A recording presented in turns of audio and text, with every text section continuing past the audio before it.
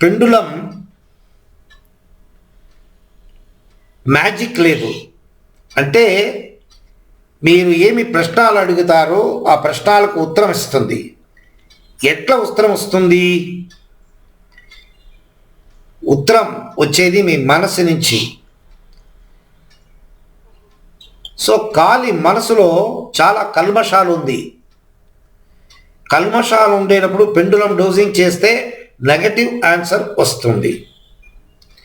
మీ mind purify చేసేది ఎట్లా? Mind కాముగా ఉంటే మాత్రం పెండులం పర్ఫెక్ట్గా పనిచేస్తుంది. మీరేమైనా ఆధ్యాత్మ అభ్యాసం చేస్తుంటే ఈ పెండులం మీకు చాలా చాలా వేగన ఉపయోగం దొరుకుతుంది. ఎవరు యోగిలు, ఎవరు ధ్యానం చేస్తారు వాళ్ళకి ఇది చాలా ఈజీ ఆపరేషన్ చేసేది. ఇది ఒక సైన్స్ కాబట్టి ఆధ్యాత్మం కూడా దీనికి కనెక్షన్ ఉంది. అంటే ఆన్సర్ మీ మనసు నుంచి వచ్చేలేదు. మీరు ఏమి ప్రశ్నలు అడుగుతారో మీ మనసు డివైన్ పవర్ దాని కూడా మీకు కనెక్షన్ అయ్యి ఏంజల్స్, గైడ్స్ అందరూ మీకు దీనికి సపోర్ట్ చేస్తారు. ఏదే ఒక పని మీరు ఇంట్లో చేసేదంటే కూడా మీకు తెలియకుండా ఉండే దేవతలు మీకు సహాయం చేస్తారు. మీ ఇంట్లో ఒక పూజ చేస్తారని పెట్టుకోండి.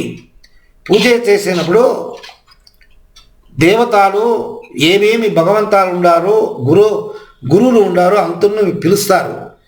పిలిచి ఆయన సహాయం చేస్తే మాత్రం ఆ రోజు మీరు ఏం ఫంక్షన్ చేస్తారో ఏమి ప్రాబ్లం లేకుండా ఫ్రూట్ఫుల్గా జరుగుతుంది. సేమ్ టైపు ఈ పెండులం కూడా నేను చేస్తాను అంటే జరగలేదు. ఇది మీరు చేసేలేదు. మీకు పైక ఒక పవర్ ఉంది. ఆ డివైన్ పవర్ మీకు హెల్ప్ చేస్తుంది.